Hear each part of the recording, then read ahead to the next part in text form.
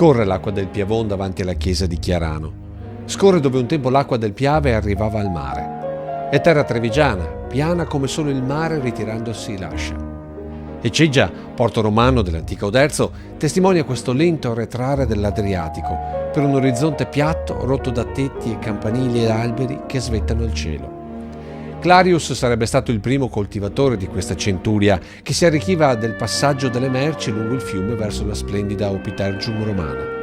Un vero e proprio granaio che ha fatto la fortuna dei nobili veneziani, ancora oggi ricordati negli stemmi dentro la parrocchiale come nelle dimore per la villeggiatura. Primi tra tutti gli Zeno dalla fascia turchese nei loro possedimenti, ma anche i Corner, i Morelli, per arrivare ai Benzon Querini della nobile marina. Donna fatale che non esitava a conquistarsi i gondolieri che la portavano dal palazzo in laguna sin qui, risalendo il Piavon.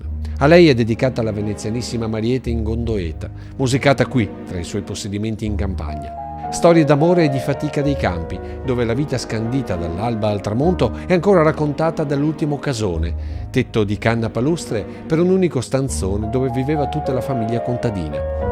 Campi lavorati che da millenni danno i loro frutti. Un esercito verde pronto all'assalto dell'estate, le spighe, fanteria che il solleone matura in farina e subito dietro i filari dove la vite prepara all'assalto ai tini del primo tepore d'autunno. E poi all'orizzonte l'altissimo muro di faggi e betulle per garantire il calore durante l'avanzata del generale inverno.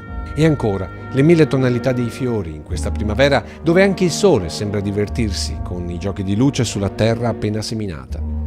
Sono i 1000 orizzonti di Chiarano, dove per un attimo anche il campanile sembra toccare i monti di questa terra trevigiana dall'orizzonte piatto come il mare.